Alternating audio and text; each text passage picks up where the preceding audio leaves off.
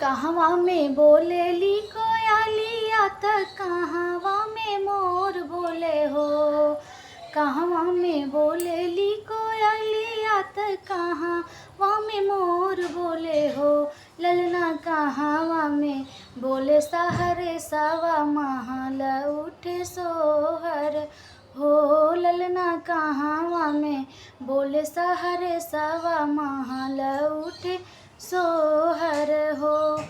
कहवा में बोलेली कोयलिया त कहवा में मोर बोले हो।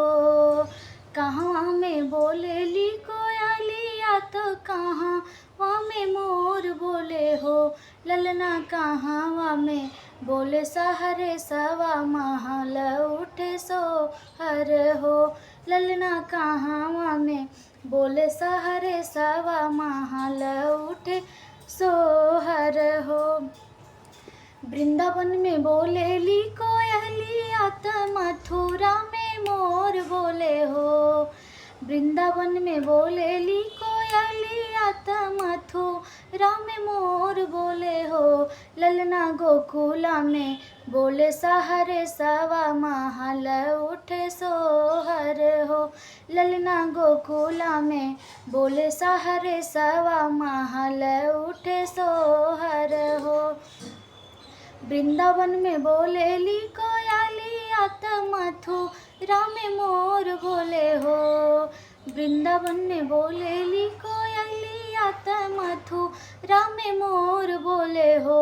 ललना गोकुला में बोले सहरे सवा महल उठे सोहर हो। ललना गोकुला में बोले सहरे सवा महल उठे सोहर हो। केकरा से जनमे कन्हैया त के हो खुशी मान भैले हो। केकरा से जनमे कन्हैया तो के हो खुशी मान भैले हो। ललना के हो घरे बाजेला बधैया महल उठे सोहर हो। ललना के हो घरे बाजेला बधैया महल उठे सोहर हो। देवकी से जनमे कन्हैया त बासु खुशी मान भैले हो। देवकी से जनमे कन्हैया त बासु के खुशी मान भैले हो।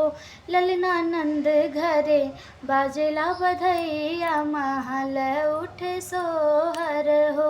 ललना नंद घरे बाजेला बधैया महल उठे सोहर हो। देवकी से जनमे कन्हैया त बासु खुशी मान भैले हो। देवकी से जनमे कन्हैया तो बासु खुशी मान भैले हो। ललना नंद घरे बाजेला बधैया महल उठे सोहर हो। ललना नंद घरे बाजेला बधैया महल उठे सोहर हो। आपको हमारी वीडियो कैसी लगी प्लीज़ हमें कमेंट करके बताएं। अगर वीडियो पसंद आए आप लोगों को तो लाइक शेयर चैनल सब्सक्राइब करना ना भूलें।